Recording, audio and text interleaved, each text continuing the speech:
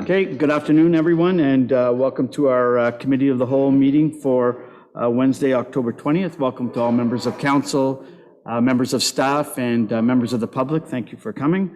So I'll call the meeting to order. Are there any declaration of pecuniary interest or the general nature thereof? Seeing none, accept the agenda. Deputy Mayor Williams. Thank you, Mr. Mayor. Moved by myself, seconded by Councilor Matthews. Committee members accept the agenda of the whole meeting on Wednesday, October 2021.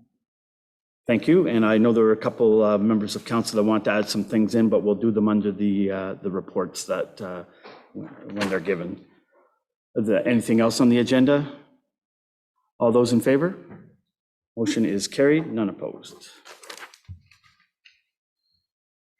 Okay, moving on to delegations, the Glengarry Artists Collective. Welcome, Yvonne Calloway.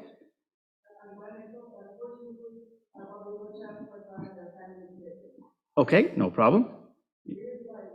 Just right up to the, yeah, if you would like.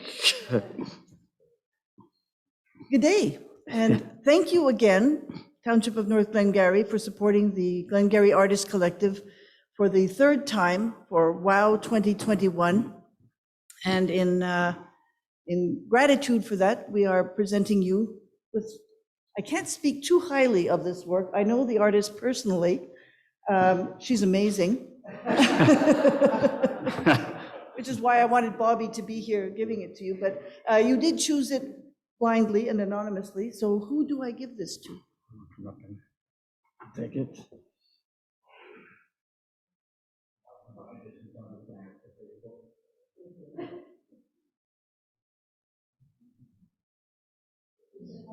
Beautiful. Who is the artist? An emerging artist, young and very good looking. and competent. What is great.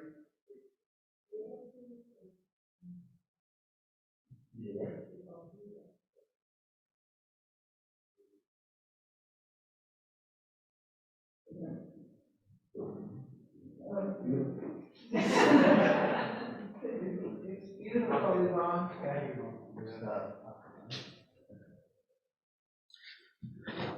Thank you, Yvonne, and just want to congratulate your group on, it was a successful day. There were a lot of people on Main Street, and it makes a lot of our window fronts beautiful. So thank you again, and hopefully we can support this again in the future. Thank you. Okay, moving on to our next delegation, Dog Park. I'd like to welcome Natalie St. Denis.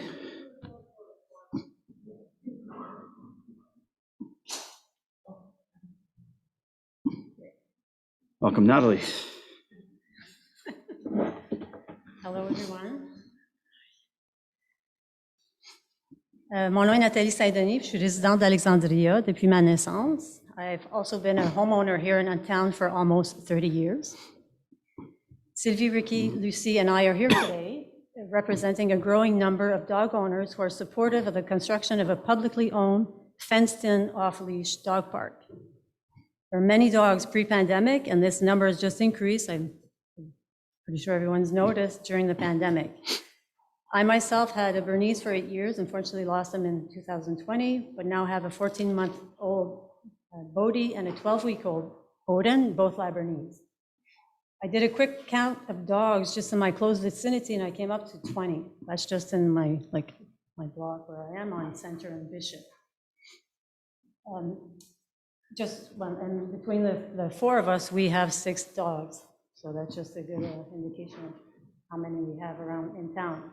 We asked to meet with you through communications with Michael Madden, and I thank you, Michael. He's been very good, back and forth, and even a long weekend, so much appreciated. To make an official request for a dog park in Alexandria. We're here as volunteers and are open to participate as it seems fit. This is in my mind, a preliminary meeting to present this idea to you for your consideration. We are very excited about this and are willing to do the lobbying and the work necessary. Now, the reasons for a park. Any pet owner will tell you that living with a pet comes with benefits, including constant companionship, love, and affection. It's also no surprise that 90% of pet owners consider their pet to be a member of the family. I know I sure do. People in the presence of animals are healthier too. In a survey of pet owners, 74% of pet owners reported mental health improvements from pet ownership. Specifically, pets and therapy animals can help alleviate stress, anxiety, depression, and feelings of loneliness and social isolation. And we've been through a lot of that lately with COVID. Interactions with animals can help people manage their long-term mental health conditions. They provide a sense of security and routine that provide emotional and social support. Studies have also shown that pets are facilitators of getting to know people, friendship formation, and social support networks. Sorry, that's me. I can attest to that. Walking my dog has helped me connect and reconnect with people in my neighborhood, people I haven't seen in a long time, and just walking my dog is able to reconnect. With the dog park, you'll have healthier pets and people to improve the quality of life in your town and neighborhood. Fun fact, studies show that dog owners move an average 200 minutes more per week than non-dog owners.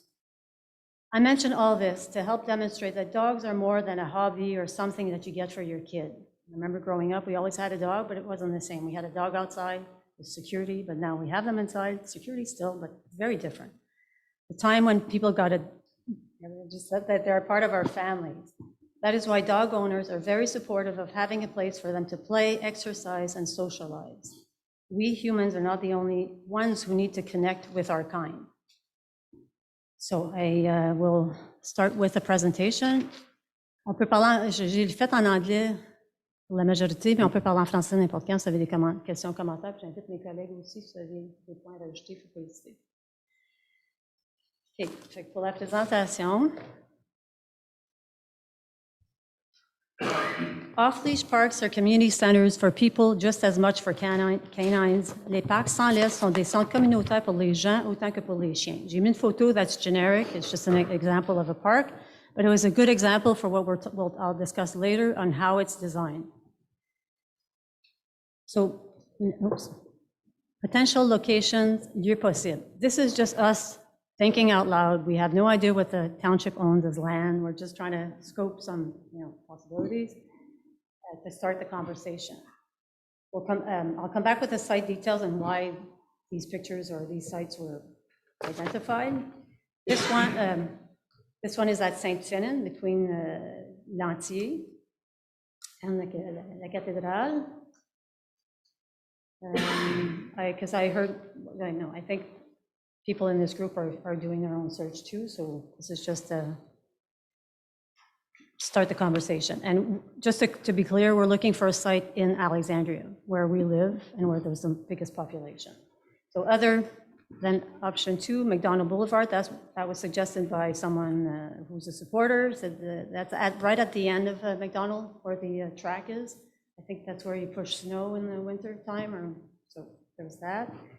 And then I don't know if the soccer field, option 3, is if people are still using that behind the arena, if it's in use, but we looked at that. And just as I went a few times with Sylvie at the baseball diamond during the pandemic because there was nothing, we picked up and everything, but it was perfect because it all fenced in. So we played with our dogs there a few times. And option 4, the Industrial Boulevard. I was just driving around, and because there's land there, I don't know who owns that, I don't know what the size. So it's just details on potential locations. St. Finan, it's already used as a quasi-dog park. People go there already. There's already 3 sites that are fenced. Again, I'm not sure who owns it. I think it's the parish. Yeah.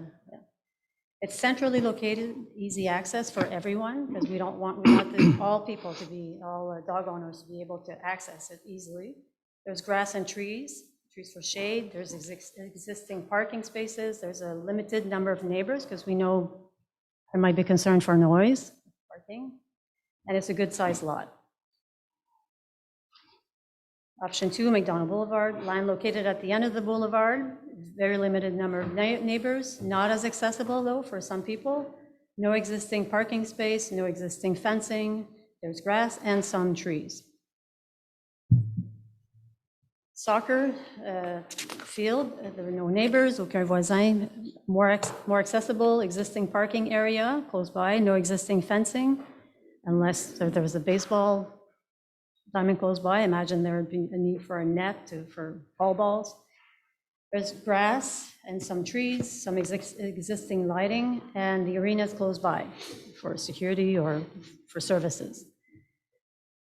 Option 4, Industrial Boulevard, where the water towers, no neighbors, not as accessible, no existing parking area, no existing fencing, grass and some trees, and I have no idea of the size or ownership, and it's pretty much the same for option 5. So benefits.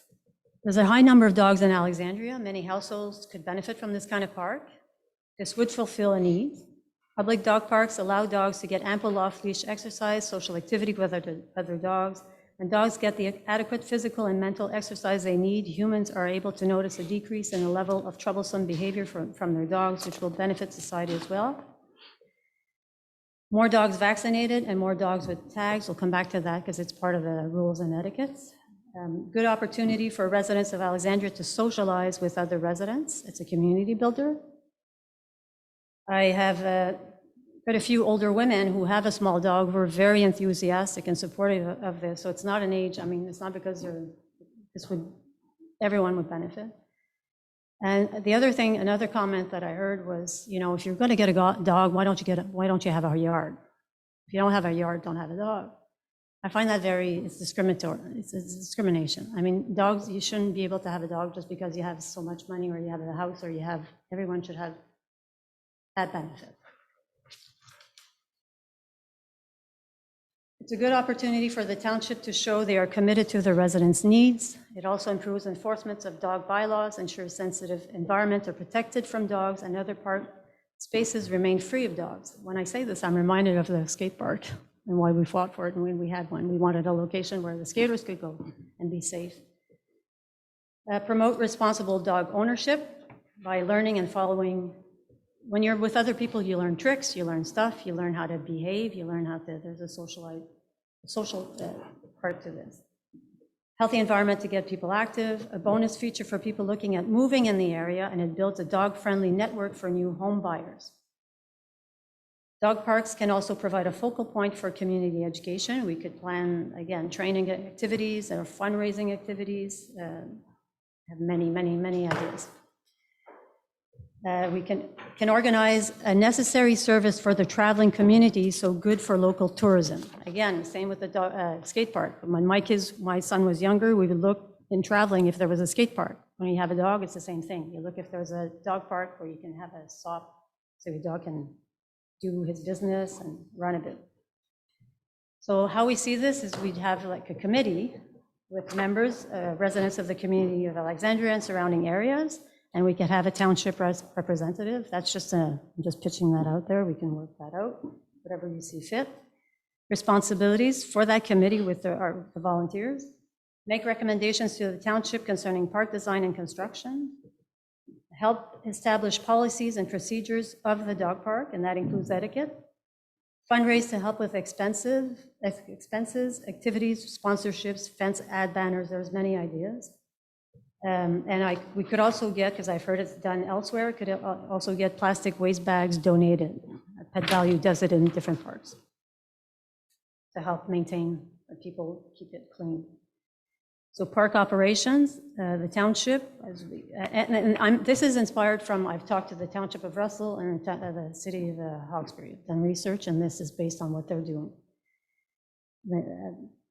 Permits, tender, purchase processes would be the township municipalities, any construction or installation required, lawn mowing, snow removal, garbage collection, parking upkeep, follow up on complaints. That's, again, we'll come to that. There's another part to this. Group of volunteers, ensuring park rules are respected and making its promotion, meaning if I'm in the park and I see someone not following the rules, or that I would step up. And that would be the expectation of everyone, and that's how it works elsewhere too. There's always someone from any community having an eye on things. Organize events such as obedient classes, fundraising, I mentioned that. Organize the park name contest, lobby for bag dispenser. Visibility, add park details to township web platforms to make it an attraction for this township. Install a large sign at entrance with dog park name, rules, and township contact information. I forgot to do, oh, sorry. Things to consider. Grass surface only, no gravel, as it's hard on paws. Parks should be divided into 3 sections. An entrance area with double doors for tractor access for maintenance, and then also for accessibility for anyone with wheelchair. A smaller dog area and a larger dog area. Then the average size, a good size for a park is 1.5 acres. It's large enough for the park to not become overcrowded and small enough to keep the park well controlled. 5.5 foot fencing, important to make the fencing high enough to keep dogs from jumping over. Benches or picnic tables for humans, numerous garbage containers to promote cleanliness, lighting for safety, trees for shade. Okay, this is what Hawkesbury has done. The park was constructed in 2013. Town provided the land, 30,000 square feet. Park is open from 6 or 7 a.m. I saw 7 on the website to 8 p.m. or a half hour after dusk, all year long, winter as well. Volunteers fundraise by lobbying local businesses for donations and public appeal.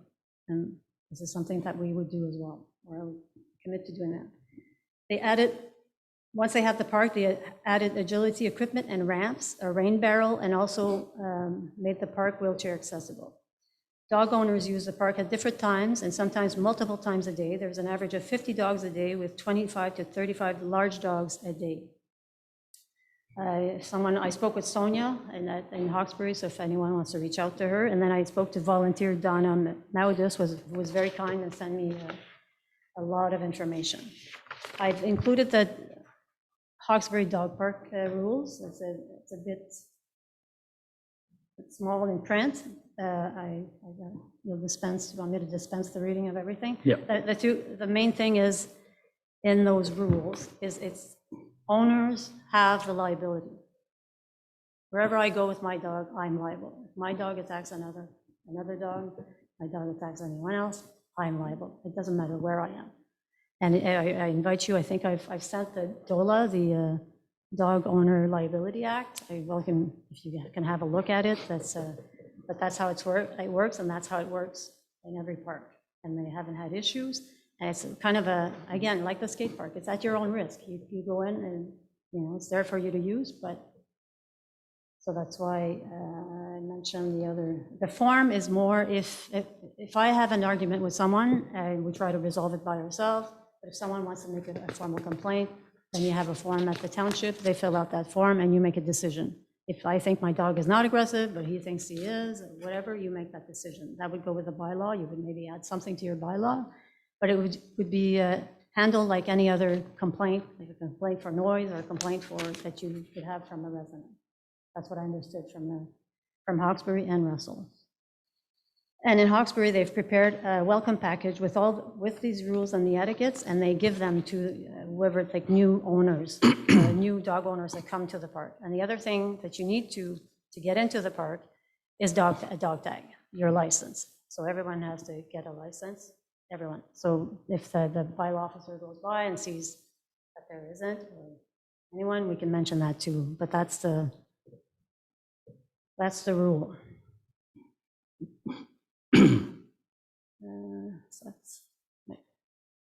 And then Russell, it's located at Notre Dame Street operates a well-fenced 2.2 acres dog park. Oh, and I'm sorry, on the 30,000, when I spoke to the lady, she said in retrospect, if they had to do it again, they would make it bigger. It's too small, especially how they divided it for smaller dogs and big dogs. You need more space for bigger dogs. That they're smaller, I think it's 10,000, 20,000, they would redivide it, but still have it bigger. So they have 2.2, it's open all year round from 5 until later. And there are benches for humans. As yet, there is a little shade, but there's a small gazebo on site. Dog park opened in 2014. At the dog park, there's a gazebo, picnic table, jumping circle, dog water fountain turned off during the colder months, and 2.2 kilometers of open space. Dog owners use the park at different times and sometimes multiple times a day. There's an average of 200 dogs that use that park daily. I spoke with Hélène Brisson from the township. Again, very nice. Give me a lot of information.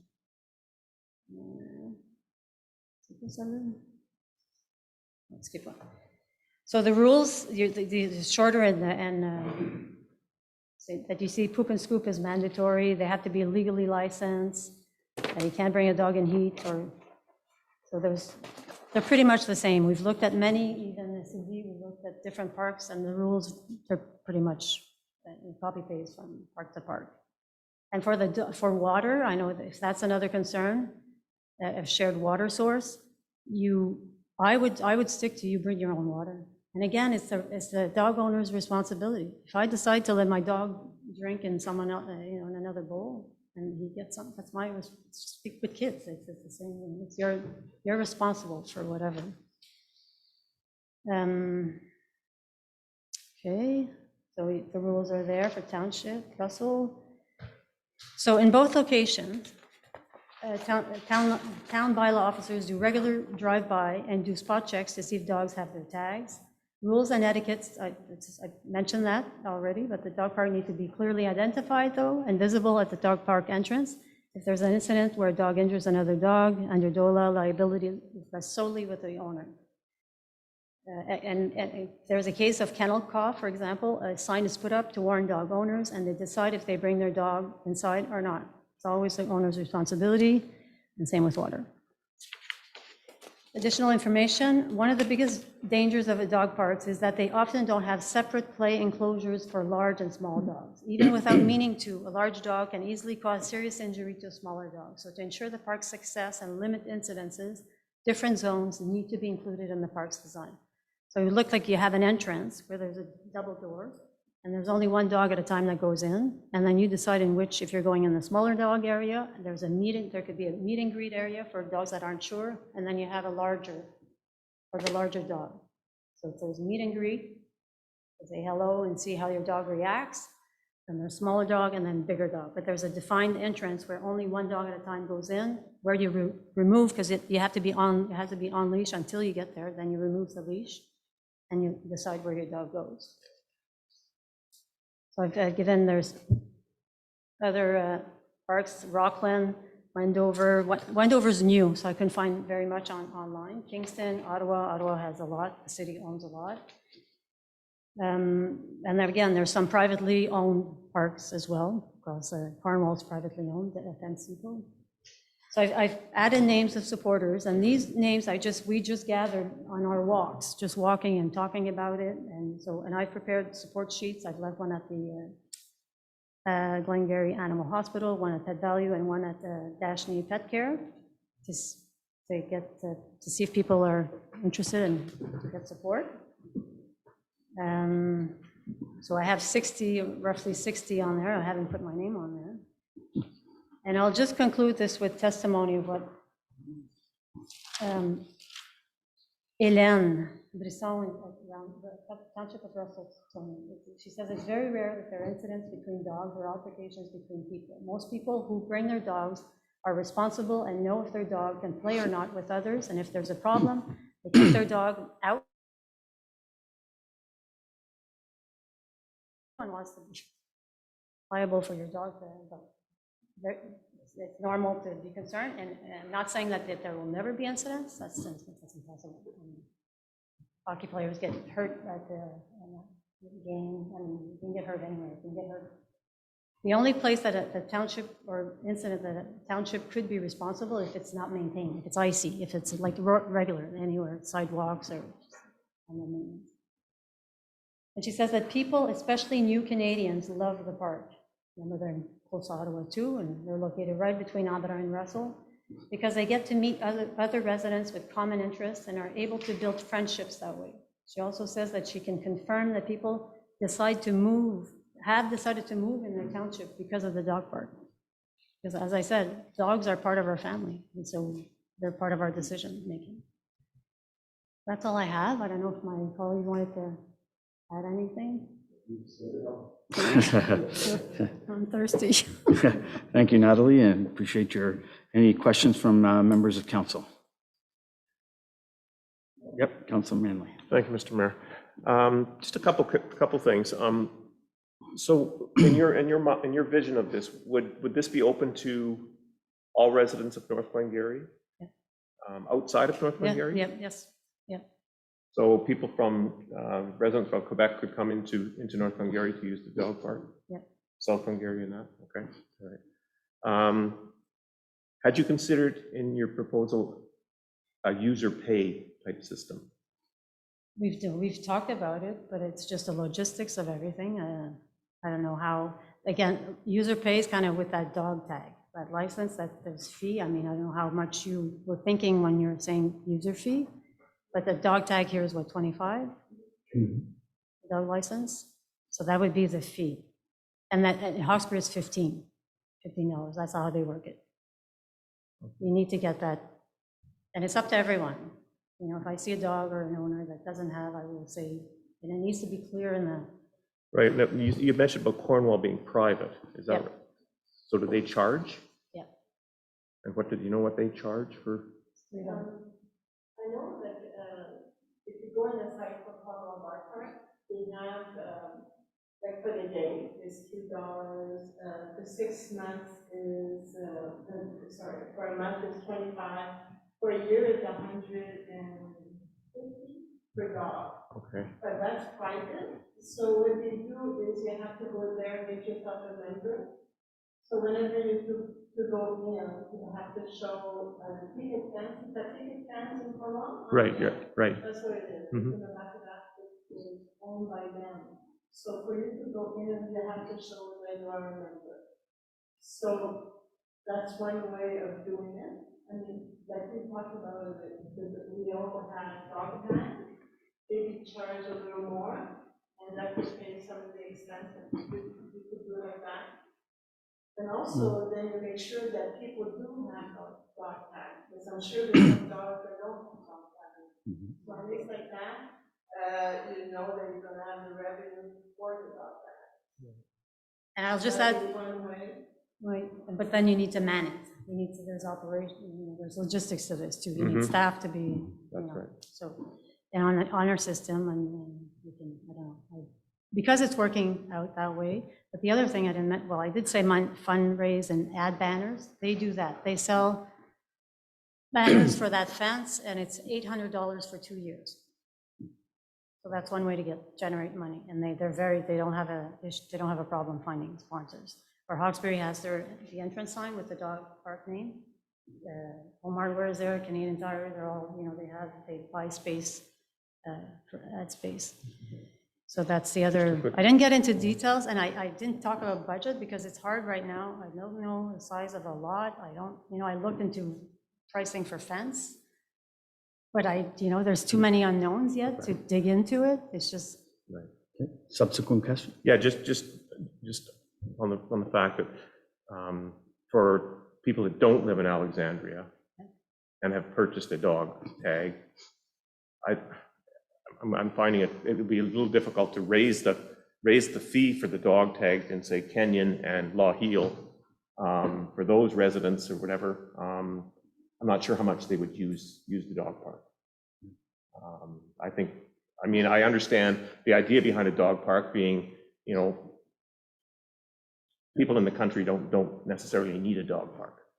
I think these are logistical questions, though, that we'd have to come through, and I think Anne's been doing a little bit of work on it already, so Okay. I think it's something that once we can get a report back from from Ann on some options, and if that's what council wants to do, go. And maybe the money generating thing would be the ads more and keep it, accessible for users more. I don't know. Yeah. Councillor Massey.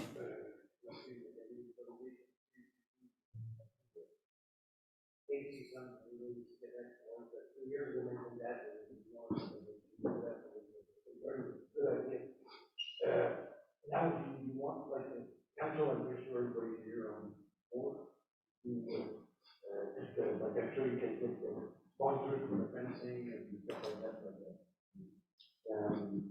the thing is, like, all of the first site, I think it's owned by the council. Everyone, it's the same thing as the perfect, so we want council to approve. Yeah, that's definitely our job. If it's going to be our dog park, it's, again, I think Ann's been doing some investigation, so I think this is just a preliminary, put it in the forefront of our citizens and also council, and then for us to get a report back on costs and how we move forward. So this is just to get it in front of us. That's why Michael was pushing for Natalie to come and give us a presentation, just so that we're not just talking about it on emails and on the phone and on text. It's actually, Right. I'll stop bothering you. yeah, just it's no bother. No. I'm open to doing anything job or I think I can do. Yeah. Yep. Okay, thank you. Any further questions or comments from members of council? Councillor Madden. Just a quick comment. Thank you very much for the work that you guys have put into it, all of you. Obviously something for everybody to consider, think about. Sorry, I got a little bit of Right, something. you're in the spotlight. And we'll look forward to a report coming back to us so that we can see what the possibilities are and what and if and when and all the rest of the W's. Thank you. And what do you imagine the next step would be? I think that For us. we'll get a report back from community development and move on from there. Okay. You have my number, so another. Councillor Noble. Just on that, I just had a quick question. And again, yay. Had you guys considered what ideas you could come up with for fundraising and like who you know and who you can work, and not just for the fence, but for the ideas of the maintenance or maybe that water fountain we hope to put in someday, or the benches or the shades? Like, are you starting to think, making a list of those kind of people or what these guys might contribute? Absolutely, we'll sit down and have kind of like what we did with the skate park. It could be like raffle tickets. It could be like a musical event with the time donated and everything. I'm open to any suggestion. I maybe even having a name contest and to get in $5, $2, whatever. Small little things that involve everyone, and just asking for donations too, and lobbying. Direct asks sometimes works just as well. Okay, that's good. Thank you, Natalie. Thank you. Appreciate your Thank you, everyone. presentation. Thank you, rest of your committee, for coming out. Thank you. Okay, moving on to staff reports, Building, Planning and Bylaw Department, Departmental Work Plan Update. Councillor Massey.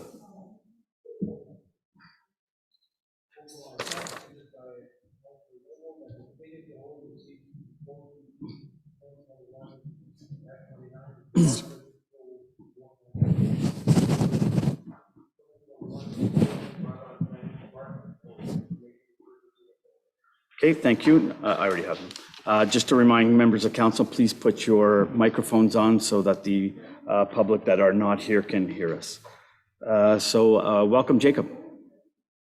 Thank you, Mr. Mayor. So I'll just go to the changes that are in the report. So Maxwell Water Project, the only change that's in there is that it's slowed down a lot. So the only ones that are left to be connected will have to either talk to the plumbers to see when they're available to do the work, because most of them, that's the issue. The plumbers don't have time to do the work. So that's where we're at. Building permits, we're up to 218. As compared to last year, at the same date, we were at 200. So this is very similar. There's a little sentence there. We will be presenting, hopefully before the end of the year, a little presentation on secondary dwellings. So I know I've had some discussions with some of you. Some townships around are doing kind of a blanket zoning amendment to allow secondary homes on most of the rural and agricultural residential properties. So we'll present that to council and see what we can do here for that. Larger project, so I'm sure you're aware that the animal hospital is moving well. Framing is well into going, and they're starting to work on the mechanical. The fiveplex on St. James is pretty much completed. There's only the pond at the rear to be completed. The fourplex on St. George. So Ron pushed that back to next year. So because winter is coming quick. So we will not see any construction going there before probably March, April of 2022. The apartment complex in Maxville is going really well. We've just sold some lands to him. So for now, he's going to complete what he's done now, move into the gym, create some new apartments. Truck and depot, it's the same thing. The event venue also. We are seeing in the last few weeks, we've got, I think, 7 or 8 applications for a single family dwelling. So it was slow at the beginning of the year for houses, but now it's going good for that. Bylaw enforcement, nothing really changed for that. Planning, so the subdivision also, we're going to work on, as I mentioned the last time, on kind of a guidelines for subdivisions. So we're kind of pushing that because, as you all know, we're starting to push also for developers to come in. So we're trying to have our ducks in a row before that happens. And I think that IHA, I guess they have submitted their second round of comments. So it's like now we've sent it to our consultant, Jill Richards, for their comments. We're going to review also in-house and reply to them, but that's where we're at with this. Thank you, Mr. Mayor. Thank you, Jacob, for your report. Are there any members of council? Councillor Noble. Thank you, Jacob, and thank you, Mr. Mayor, sorry. I just want to give a huge shout out to Todd for all the work that he did. And the residents of Dalkeith thank him very, very much for everything that he did to clean up a yard. And, yeah. I will pass it over. Okay, thank you. Any further questions or comments for the building department? Seeing none, I'll call the question. All those in favor of the motion? Motion is carried. None opposed.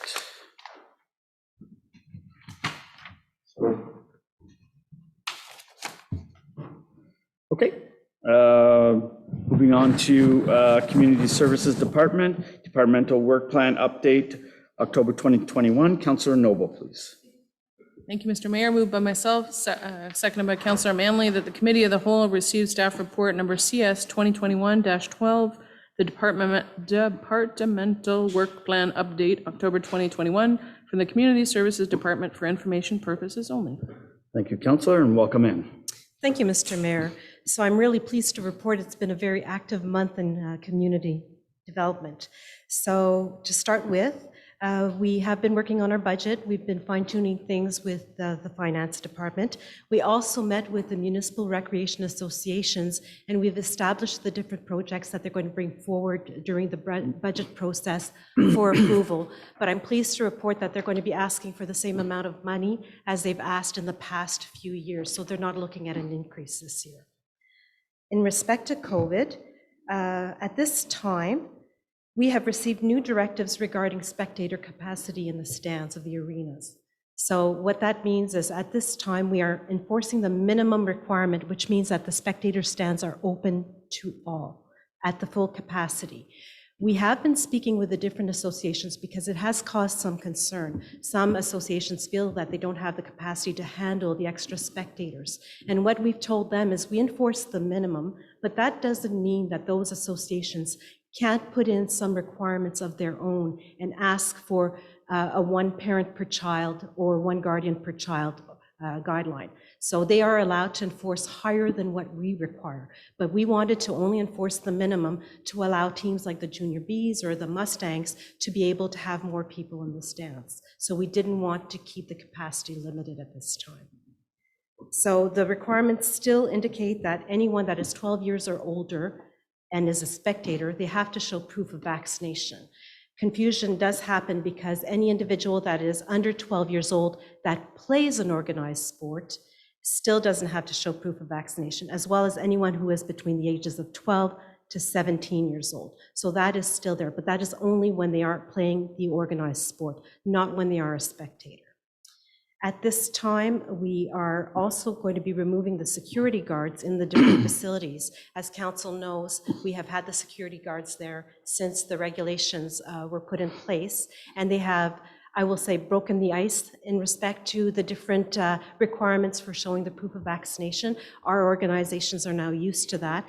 So the organizations are now taking over, the same as what they did last year when it came to COVID screening. So on top of asking for COVID screening, they will also be asking for the proof of vaccination. And we worked out protocols with the organizations on how to do this, ensuring that they have their lists, their players lists ahead of time, as well as the away lists ahead of time, which is going to simplify access to the facility.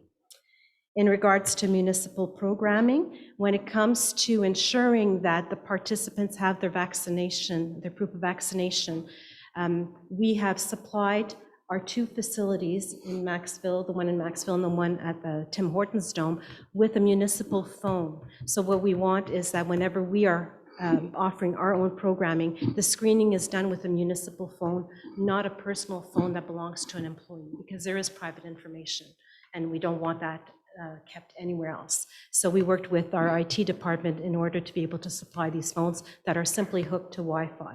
And that again is for municipal programming purposes only. We have had many discussions with the Eastern Ontario Health Unit regarding the burden that this has imposed on the organizations as well as the municipality in respect to the screening for the proof of vaccination. And I was told by Mr. Hutt during a conversation I had with him yesterday that we should be expecting a new release of regulations from the province at 4 o'clock on Friday. So that will be coming at that time. We will be getting the announcement. And what usually happens afterwards is that the health unit receives the regulation, they go through the regulation, and they pass on the information to us. So we have always been in contact with our user groups, because often what happens is a press release comes out on a Friday, 4 o'clock.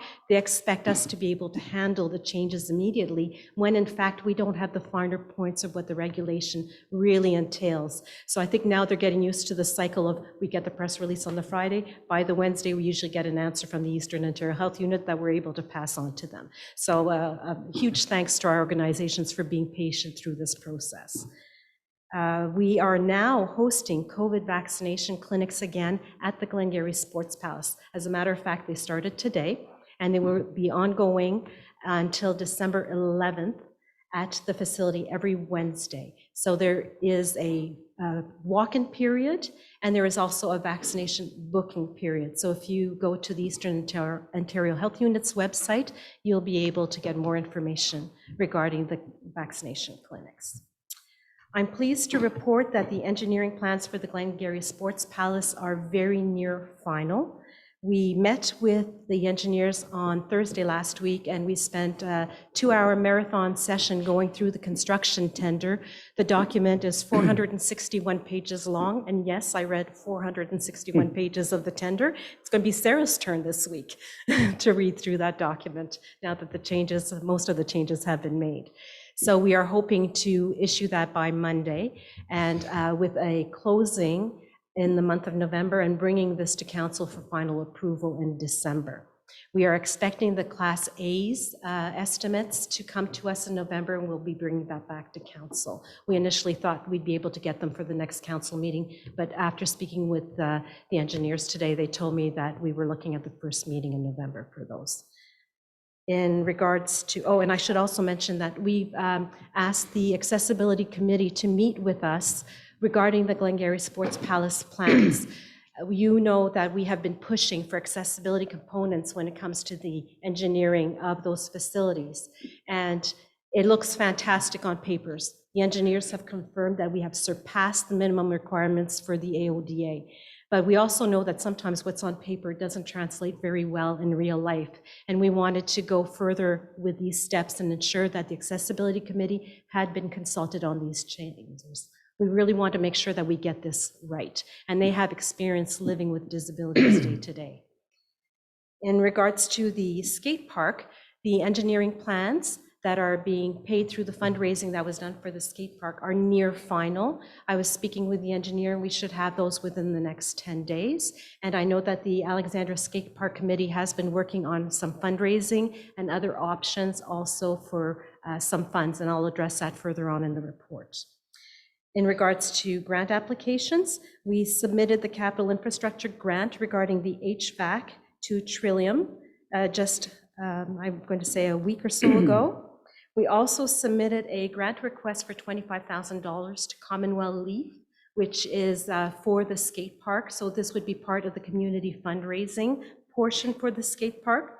We've also submitted a grant to the My Main Street program for funding for an ambassador, a Main Street ambassador, and that would encompass Maxville and Alexandria. And this would be support, especially for the businesses that have been hard hit during COVID. So that's another grant that was submitted. We are waiting to hear back from the Provincial Seniors Community Grant and also on the Federal Community Revitalization Grant. And that one was for the full ask of the Alexandra Skate Park. In regards to health and safety, we are upkeeping with any non-conforming aspect of the facilities, and we're getting these things either rectified or repaired in a timely fashion. For the removal of noxious aquatic reed vegetation from... And if I can just interrupt you, Councillor Massey, you had a question? Yeah, thank you, Mr. Mayor. You know, and for the, you submitted a grant application for the equipment, the lawn bowling equipment, like for the, and that's coming up soon. Could we not borrow from the township and buy it, and then you can repay it? Like, because if we wait, like we could be waiting for a while to receive. They still have equipment though.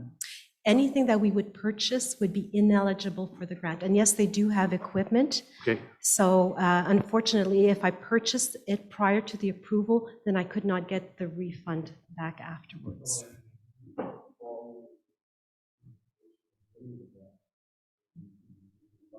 Well, she's saying is she needs the bill that says you can't pre-purchase anything. Exactly. Those are conditions and they of do, grant. They have all the equipment. It's just that we're going to renew it, right? Yes, and it's supplemental equipment to some already existing equipment. No, they can still play the game. It's just that this would add more components to their game. Question for you, Anne, is on the community revitalization grant. When would you anticipate hearing on that one? So that was just filed. They told us usually they would come back to us in January. Okay, perfect. So Thank you. it would be in time for the budget. Thanks. On the topic of grants, the Trillium grant for the skate park, what was the amount applied for? $375,000. 375, and what's? That's Pardon me, not on the skate park. That's on the Trillium grant was for. So the skate park is 375. That's the total amount. So if you're talking about the HVAC system, No, okay. no, the skate park. The amount of the grant that was applied for is 375? So the total amount of the project is 375. So what we asked for was 275 from the grant, and we put in a conditional 50,000 from the municipality, hoping to get that through the budget process, and $50,000 of fundraising from the community. Thank you. Okay, thanks. Continue. In regards to Mill Pond, so we had a great conversation with Brendan Jacobs, which is a biologist at RRCA, regarding the fish population here in Mill Pond. I know that certain individuals had approached us indicating that they had seen a decline in fish population, especially higher up in Loch Garry. Brendan indicated that they had not been able to do the fish spawning research that they did in the past due to COVID, but he would be happy to take that back up again. And I asked for his help in possibly expanding the area in which we are now cultivating the noxious weeds. So I am also working with Lisa Deland on that to see exactly what the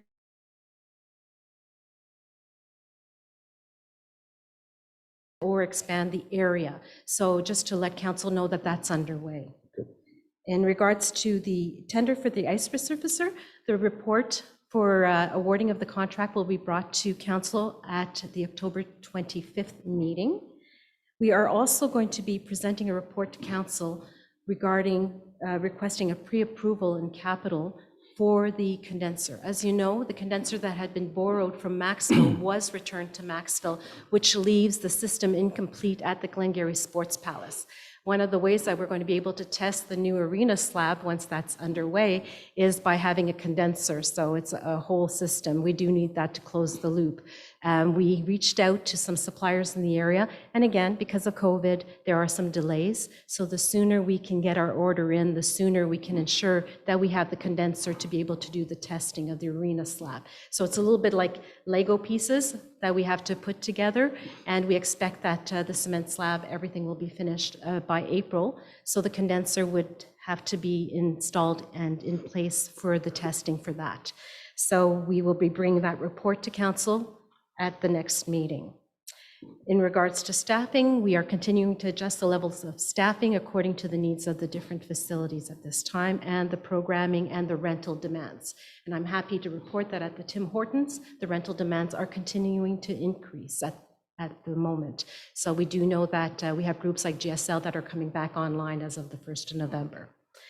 I'll let the chairs speak to the different committee and working group activities, but I just wanted to mention in regards to the Community Development Committee, staff is working on a commercial gap analysis, and this information would actually feed right into our zoning bylaw review, the official plan, the development charges study, as well as a settlement boundary study. So this is something that we're able to do in the envelope of the economic development budget. There are some economies that are found there at this time because of some staffing changes that happened through 2021. And we propose to use some of those funds to be able to pay for this. And as we've seen, having information in a timely fashion really helps us, especially given that most of these studies are underway at this time. So we have a very small window to be able to bring this information and have an impact on the delivery of the information for these studies. So that is going to be, the scope is actually going to the next Community Development Committee, and the committee members are going to have the opportunity to comment on the scope of the project. And afterwards, we'll be going out for quotes. The Boys and Girls Club have resumed all of their activities. They are back in this facility on Tuesdays and Thursdays, as well as at the Tim Hortons on Wednesday, weather permitting. We also are pleased, very, very pleased to report that we're going to see some Christmas activities happen in the township this year. So we have kept on one of the seasonal full-time employees to work through the stock that Mr. Obey has at the Home Hardware, and we're going to be bringing some of that equipment back into Island Park, some fencing, some lighting, and we're going to actually triage to see what's still good and what can be used. We also have the Lions Club that have confirmed that they're going to be doing the Santa drive-through, and that's going to be held on December 4th. It's going to start in the morning. It's going to close at 7 o'clock at night, and we have now booked fireworks for 8 o'clock at night. So there will be fireworks in the park. And just this week, we have been working with the Glengarry News, the Lions Club in both Maxville and Alexandria, as well as the two chambers to do the Light Up North Glengarry second edition, which is inviting the community to decorate their homes, their businesses, and schools to illuminate their grounds. And then there are going to be some prizes awarded to the different winners. So that's going to be coming back again in the same fashion as last year. So the community is going to be invited to take pictures of their homes and send them straight to the Glengarry News. We have several programs that are now online. You'll see that we have the co-ed drop-in soccer, drop-in pickleball. We have flag football. The Glengarry Soccer League is going to be starting back up again in the fall, in November, for their fall session. We have karate sessions that have been actually occurring outside on the grounds, and they're moving indoor here at Island Park. We have the sports ball that's going to be starting up in January. We're looking at doing an ultimate frisbee activity in the Dome. We have, at this time, it's not 6 teams, it's actually 9 teams registered for the women's volleyball program. The yoga programming is continuing on as in the past, and we're exploring youth tennis lessons at this time, and hopefully, if everything lines up, we'll be able to offer those in November. I just wanted to come back to the fishing derby. We have had confirmation. We've been speaking with Normand about that, and that's going to be coming back this year in 2022 to the park on Family Day. So to ensure the success of this activity, we met with the staff that usually coordinates things here in place at Island Park, and we also had a lengthy meeting with the Eastern Ontario Health Unit. As you can well imagine, this is going to be one of the larger events that is going to be held in the community. It attracts anywhere between 1,000 to 3,000 individuals, depending on the temperature. So we wanted to work through the different logistics, and I'm pleased to report that the Eastern Ontario Health Unit has been of great assistance to ensure that we are able to put together a safety plan that meets their requirements as well as the township's requirements.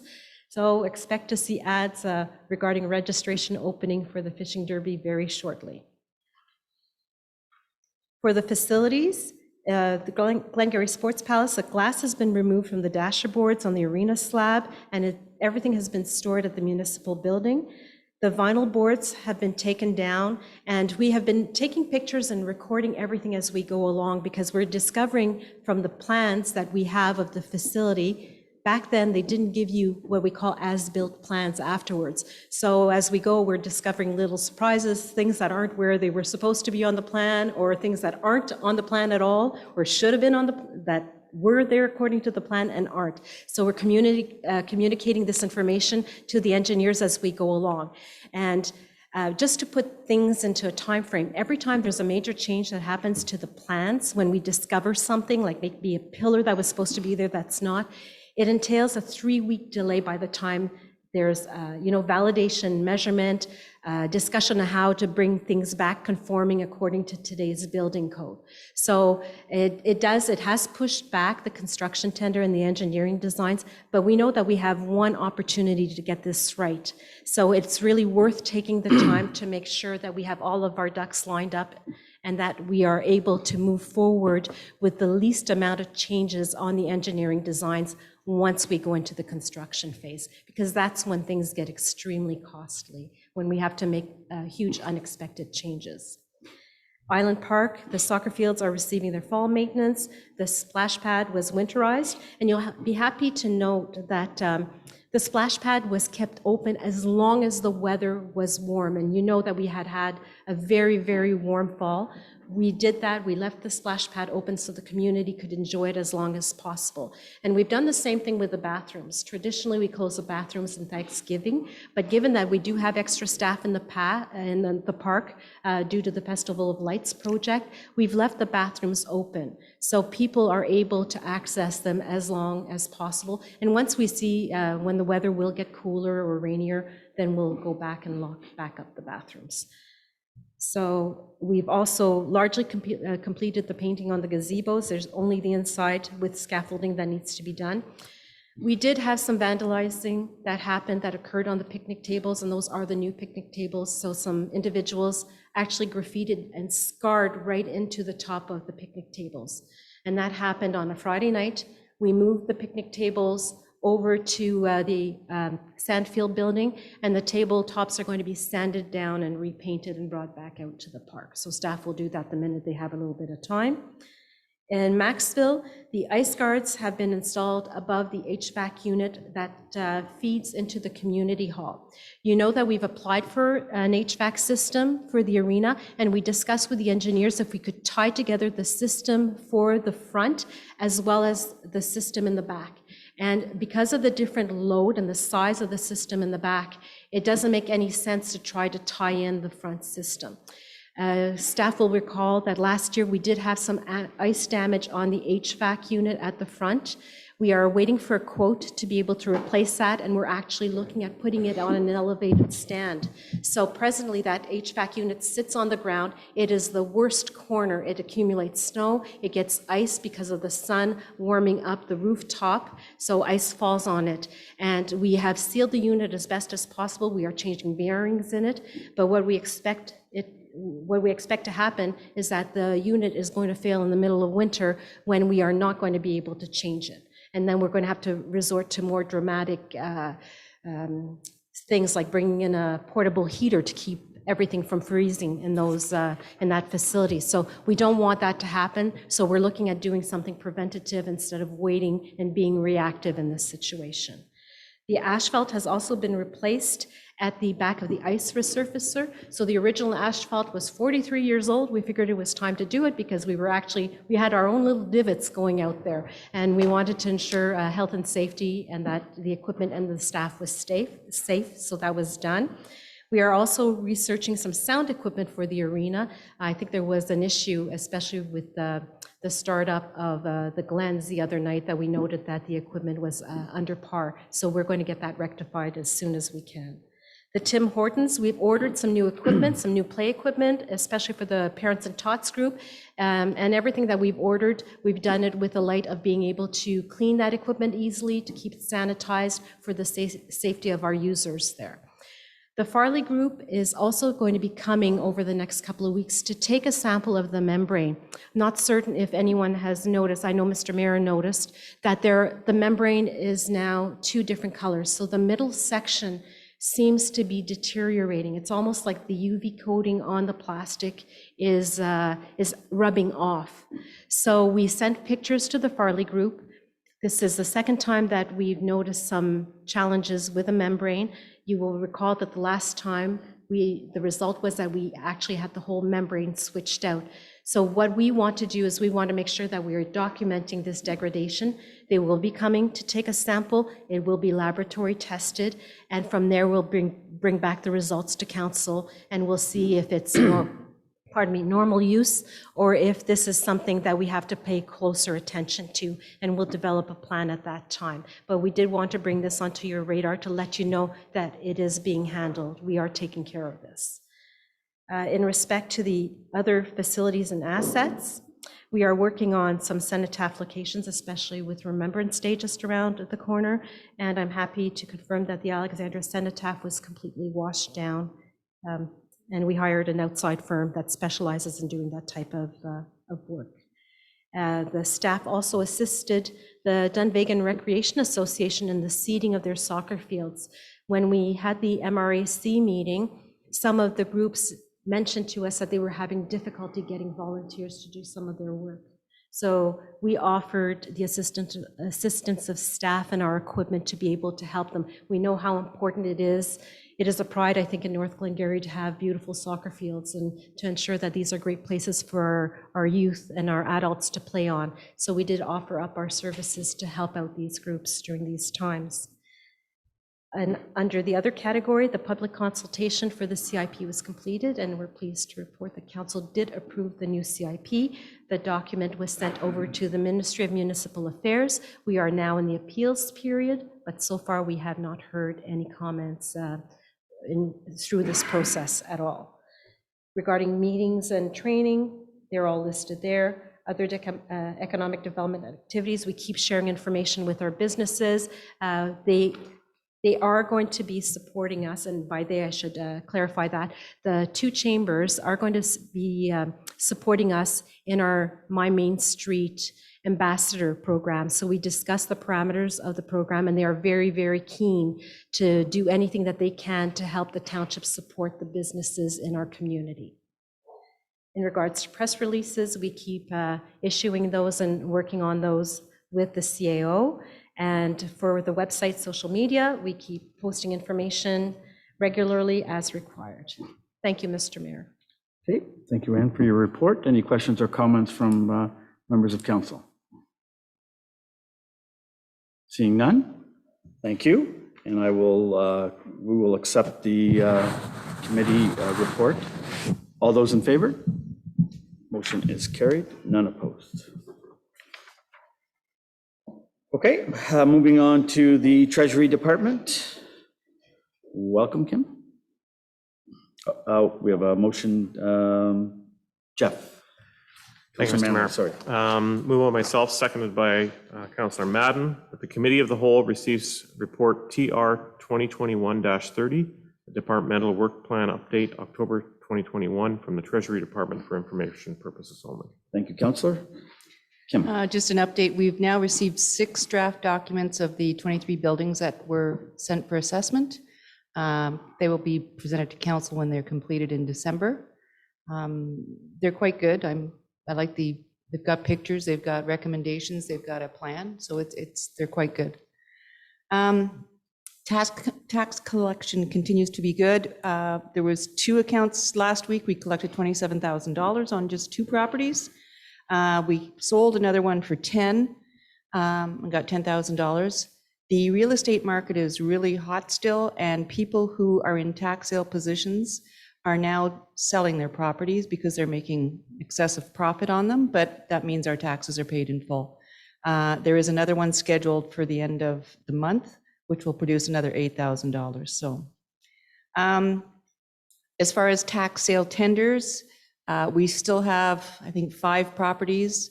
They have been on hold since August, and they're now saying they're not going to be able to go to tender until May of 2022. So it's a waiting game for that.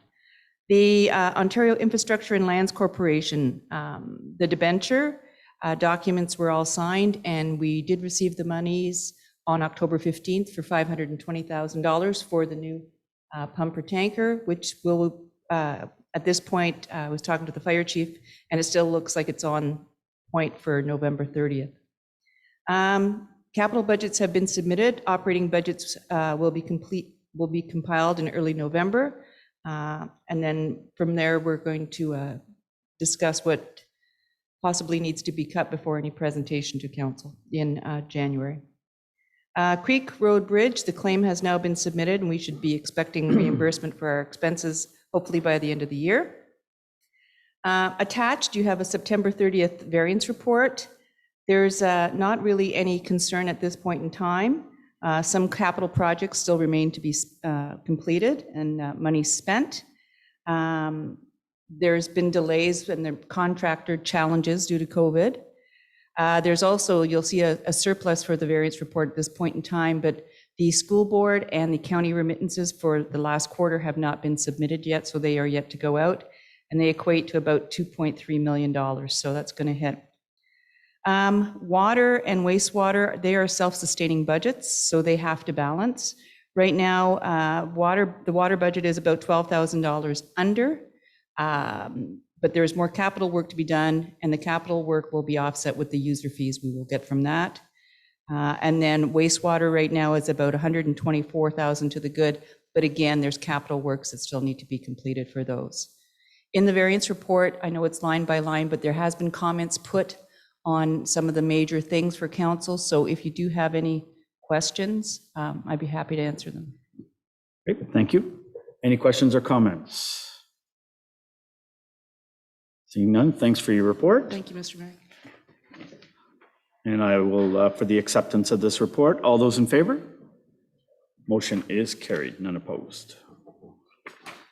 And moving on to Public Works Department, Departmental Plan Work Update, October 2021. Councillor Madden.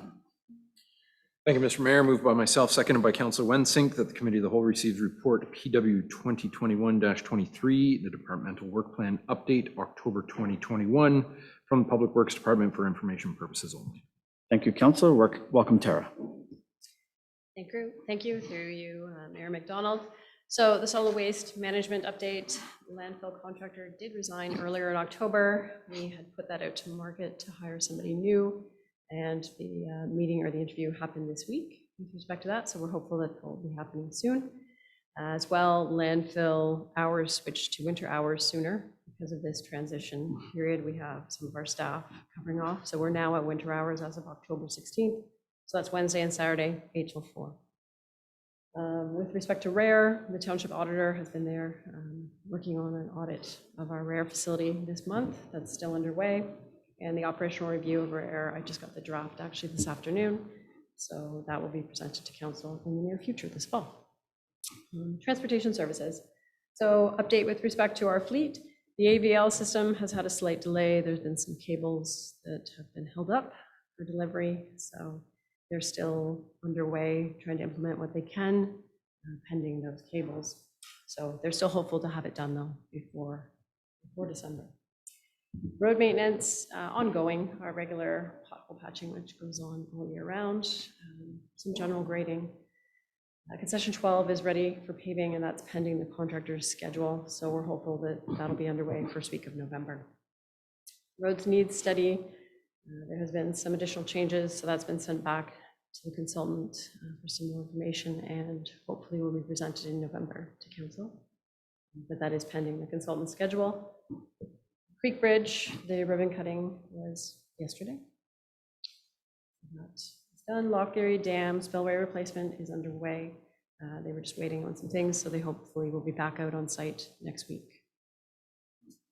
Sidewalks, the deficiencies have been marked, minor repairs done. We're pending scheduling of getting a grinder to be able to knock down some of those trip hazards that have been marked. And staff have already started. They have 2 years of the 5-year plan created, so you'll see that at budget time. Pavement markings, so symbols, parking stalls, crossing walks, accessibility, they're about 80% complete. We're hoping to be able to get this done before the snow flies and before the temperature drops too much. The sign inventory and retroreflectivity, majority of it's underway. Just some outstanding signs. There's a second order of signs gone in, so that will also be done before winter. Environmental services. We have a vacancy as of this Friday in our water and wastewater team.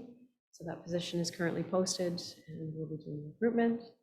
Maxwell Water, Jacob already provided an update. So we're at about 85% complete with respect to those connected.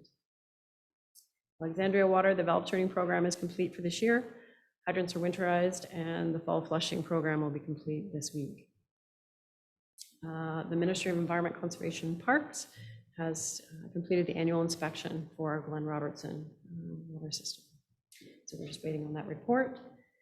Wastewater sludge levels will be measured in Alexandria and Maxville lagoons later this month as per our regular monitoring program that we do twice a year. And then staff will be coordinating the phase 2 of Selby in Alexandria to remove the sludge, and that'll be coordinated for the spring of 2022. So again, you're going to see that on the budget document when that comes forward. Alexandria, so relining of the trunk sewer on Gary River is underway as we speak. So there will be some noise. The liner is currently, the portion that they got completed or installed today is currently curing. So it takes about 8 hours for it to cure. So they're going to be on site and there'll be generators and whatnot running. So we have communicated with the residents in the area. It's not an everyday kind of thing, but it is going to take a little bit longer. So they're there this week working on that. Update for stormwater and drains. A lot of the crops are still in the fields, as we see. So maintenance hasn't started yet. Permits have been received though, so everything is lined up to go once those crops come up. And McPhee Bridge opened up last night around 7:15. I got the email, so thank goodness. Okay, thank you for your report. Question, Councilor Massey. Thank you, Mr. Mayor. I just had a resident that lives on McDonald Boulevard in front of the arena, and she has people crossing from the high school going to the arena through that street there. I don't know what that street is. But just wanting to, like, she saw like potential danger there. If we could just, how hard would it be if we just put I know with crossings we had history with those, but like I learned that if you put yellow paint, it's different than white paint. So could we just? We don't, you're talking about on McDonald Boulevard? Yeah. So we don't own that road. No, I know we don't own that road. I know we don't own the Main Street too, but we got it done. So could we forward this information? Yeah, we'd have to forward it to them. So the county. she would just like, not a with the signs and everything, just so people would cross at one spot, because the kids are going to the arena or when they go to the arena. You know, she just mentioned she was just, if we can just send that information. Okay, Councilor?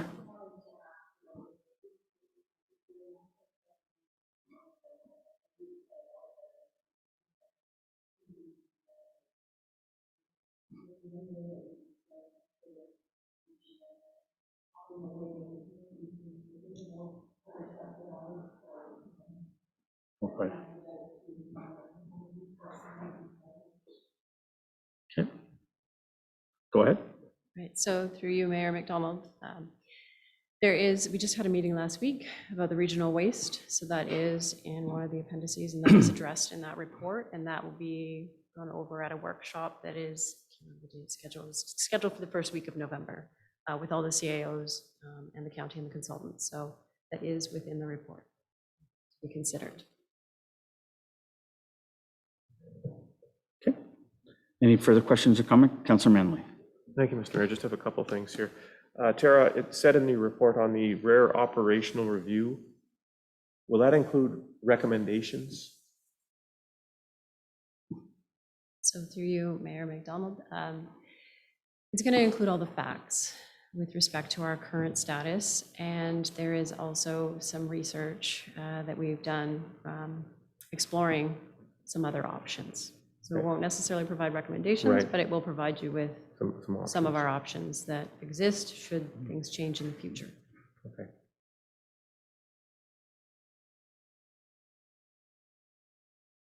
Mark, who wrote about the speeds. I really think we've got to move on this sooner than later or whatever.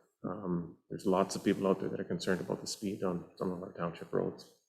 So It's funny that they would have been complaining at this point because they've had the signage up with the flashing lights for, no, that was on Dorney. oh, Dorney, oh, you're Marcoux, Yeah, sorry. yeah, Marcoux, yeah. lots of problems on Dorney too or whatever. So Yeah. there's lots out there. We need to do something. We need to really look at this. And I know we've got some money or some budget items to look at or whatever, but I think it has to become a real priority. Yeah. So Yep, for sure. thank you. Okay, any further questions or comments for Tara? I'm just curious, was Go that ahead. part of the roads need study, the speed thing, or was that going to be an extra? Like, we can start that at any time? Go ahead. We've been talking about it for. CO? So through you, Mr. Mayor, it is a consideration in the 2022 budget. When I reviewed it, can give me a draft of the capital, it's included. So we can certainly assign some timelines to it. If it's a priority, we'll get it done sooner rather than later in 2022. Okay, thank you. Kim?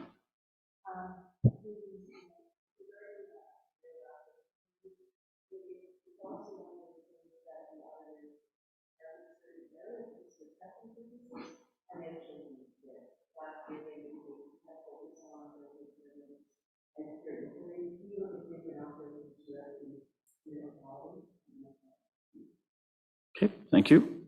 Further questions or comments? Thank you, Tara, for your report. Thank you. And I will call the question on the acceptance of that report. All those in favor? Motion is carried, none opposed. And moving on to the Fire Department Departmental Work Plan Update, October 2021. Councillor Wensing. Moved by myself, seconded by Councillor Madden, that the Committee of the Whole receive staff report number FD 2021-13, the Departmental Work Plan Update, October 2021, from the Fire Department for information purposes only. Thank you, Councillor. Welcome, Chief.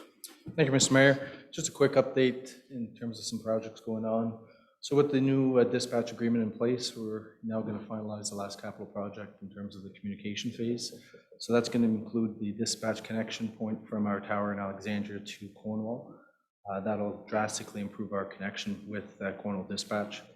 Along with that, that's going to incorporate a complete reprogramming of our radio communication, which is going to include a new channel for our emergency communication center, as well as it'll include Public Works with a new channel. So in terms of any incident that's going to take place, we'll be able to manage that effectively through a wholesome communication system.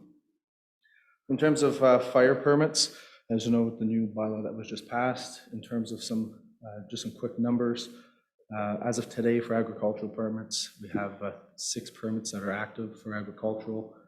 Brush, we continue to see a rise even towards the end of the year, so it's up again, 373, and recreational again keeps on going up, so that's a good sign that we're seeing our residents purchasing permits as required. So, and overall this year in terms of our success with our permits and so forth has been very successful in terms of complaints, so very positive work on that front. In terms of training, once again, thank you to council for attending the tour to our new training facility. That was very successful, so thank you for attending that evening. I just outlined a few training that's going to be going on through October and through the rest of the year. We'll be continuing to focus on many of our NFPA certifications and so forth as we continue. Obviously, COVID affected the fire department in terms of the amount of training we were able to complete this year. So we're really trying to squeeze in a lot of training towards the end of the year. And with that facility, we're really, as you can tell in terms of the tour, you can see that we'll be able to really move forward as the years move forward. So Fire prevention, our fire prevention officer completed all the school inspections during the fire prevention week, which was very successful, through modified drills with the schools, along with just inspections within the school. So it was a very successful fire prevention week through social media campaigns. And hopefully towards the end of the year, we'll start to be able to open up our stations, to have open houses, to have some kids or some activities that'll take place towards the end of the year. In terms of fleet, our tanker for Maxwell remains in production with Battle Shield. Again, we were seeing one of the delays was the tank portion of this vehicle. So everything is, I do have regular meetings with them weekly with Battle Shield, and they are on schedule to receive the vehicle by the end of November. So that'll be a great asset to us for our fleet. In terms of bylaw reviews, the ENR for the fire service, that's going to be coming forward to in front of council in November with various changes. That completes my report. Thank you, Chief. And I just want to thank the fire department for hosting council. It was a lot of fun to be there and impressive. I'm just wondering about liability or how that works, but it would be great if at some point we could include the schools to go out to this facility, and especially on Fire Prevention Week, and see it. I mean, if we looked like kids in a candy store, I'm sure they would, and it'd be a lot of fun. I mean, they wouldn't have as much fun as Councillor Noble did, but nobody would. But even for myself, going into that, into the smoke room was a real wow, that's crazy. And so anyways, I'm just hoping that maybe we can include the public in the future, because I think it would be a great event, and let's showcase what we have. Thank you, Mr. Mayor. Thank you. Councillor Madden. Thank you, Mr. Mayor. Just to follow on your comments, Chief, you're quite humble about this, but I think you deserve an incredible amount of credit for what you've created there.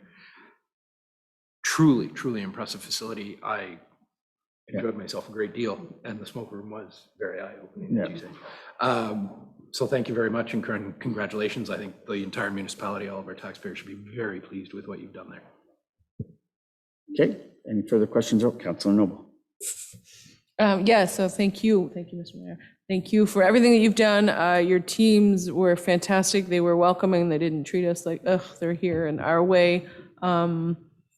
Just the professionalism was astounding, actually. And then the idea for that training center, the style of it, the idea that, get everybody used to it, what goes, without panicking in a house. It's a budget item, but my gosh, if your house is on fire, you sure want the best to show up. And I having experienced the aerial truck now on my, in real life, I feel that every farm should feel secure that if something ever happens and it's not accessible everywhere, that team's going to have the best equipment possible to take care of it, and so we don't have loss of life, four-legged or two-legged. Thank you. I felt that I was exceptional in the smoke room, having lived through owning a bar during the smoking era. I was able to navigate my way through quite. Actually, I sat down, had a drink in one of the rooms. It was awesome. So, any further questions or comments from members of council? Seeing none, thanks for your report. And I will call the question on receiving the report. All those in favor? Motion is carried. Thank you. And unfinished matter arising from committees. Raisin Region Conservation Authority, Councillor Massey.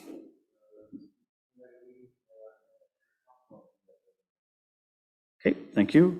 Maxwell Manor, Councillor Massey.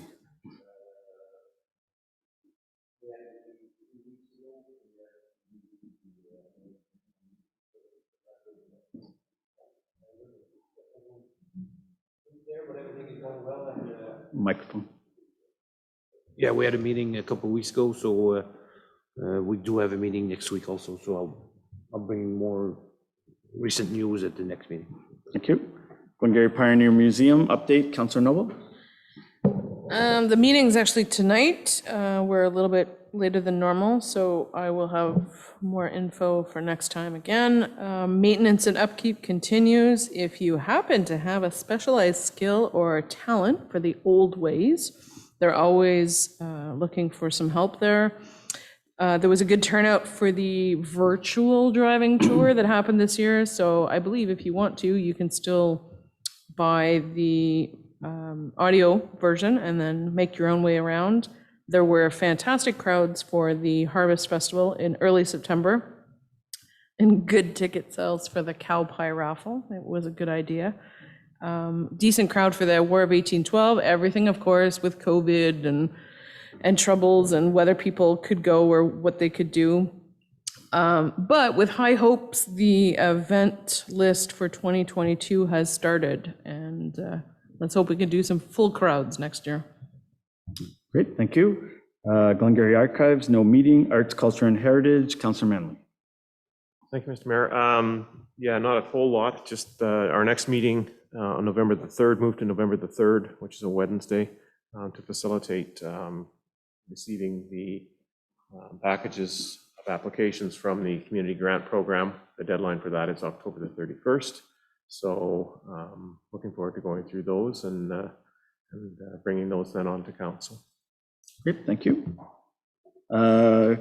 County Council update, Deputy Mayor Williams, and before Deputy Mayor Williams speak, just want to, on behalf of council and the residents of North Glengarry, congratulate you on your election as a warden of the United Counties of Stormont, Dundas, and Glengarry. It's great to see that a woman will be assuming that position as only the second one in our, I think, over 160-year history. So I think she's going to do a fabulous job, and I'm excited for the year ahead and pulling the strings above her head to make sure she does the job properly. So anyways, congratulations, Council, our Deputy Mayor. So thank you. Now continue with your report. Well, thank you, Mr. Mayor. I was about to thank you for that until the last couple sentences there. But I would like to thank you for your support. You've been a great support to me for the last little while running up to this election, and I'm super stoked about this position and the opportunities and the challenge for this coming year. So thank you. With regards to what happened at the meeting, other than the most important part, Sure. We had a delegation on the education review report from the consultant. That's the education report that is going to be a tool for county council and I guess myself to bring to the province to lobby for educating students in their community. So it's a rural education strategy. And so we will use this as a tool in order to try to affect change that is actually going to create a stronger education system for us here rurally.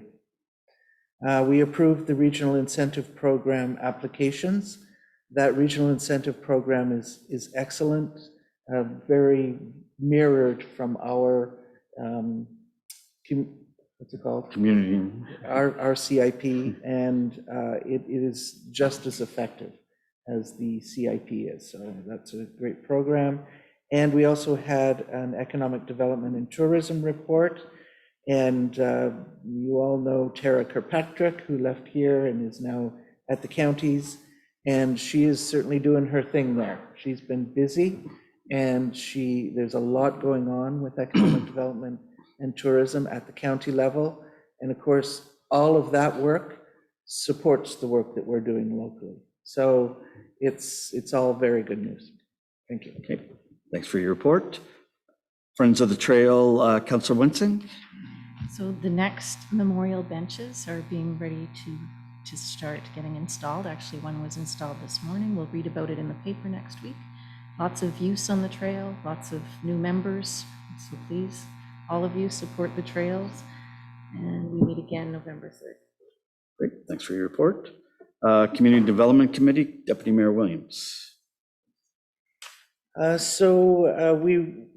at our meetings, we regularly talk about the education file, which I just reviewed.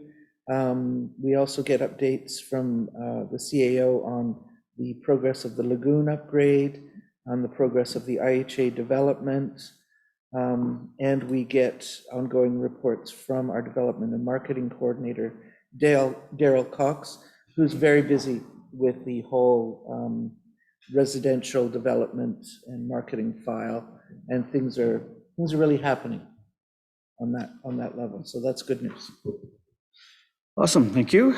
Anything further that anybody would like to bring up before we end the meeting? Councillor Noble.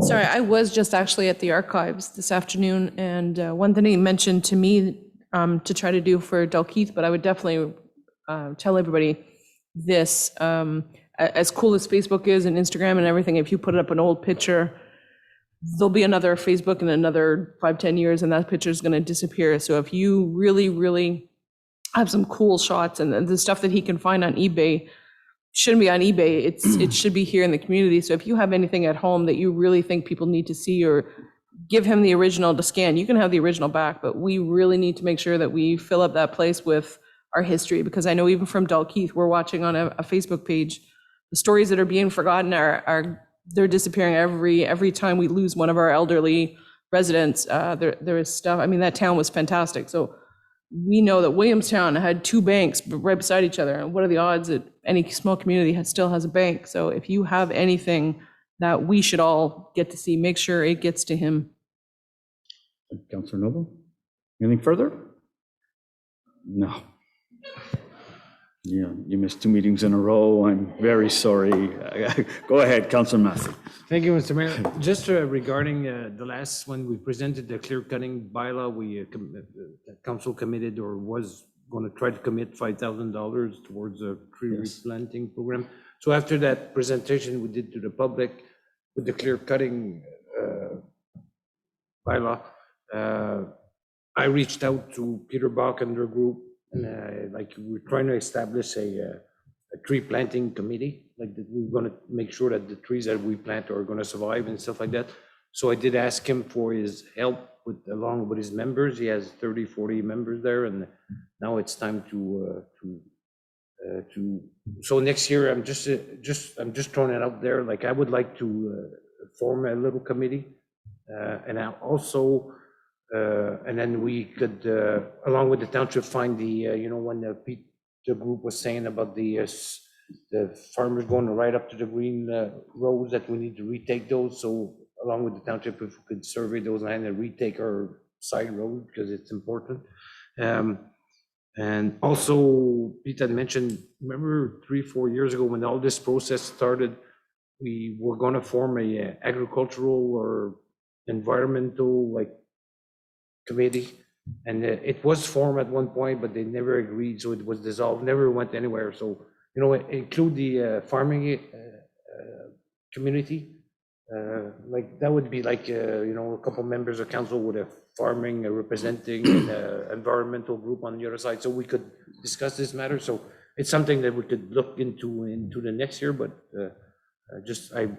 so I don't forget it, I'm saying it now, so if it's recorded, we'll have a record of it. I'm just hoping Councillor Massey has not committed all of council to something yet, but all of these things need to come through a committee of the whole, and just so that we're on the same page and we're not doing things haphazardly. So I would ask for this to go to the CAO and to filter back down to us at a committee of the whole meeting in the future. Perfect, thank you. Okay, notice of motion. Next committee of the whole is Wednesday, November 17th at 3 p.m. And motion to adjourn. Councillor Wensink. Moved by myself, seconded by Deputy Mayor Williams, that being no further business to discuss, this meeting was adjourned at 4:33 p.m. Thank you. All those in favor? Motion is carried, none opposed. Thank you everyone for joining us today. It's a good meeting, and thank you for everyone watching us on Facebook, and we'll see you in the future. Thanks, have a great day.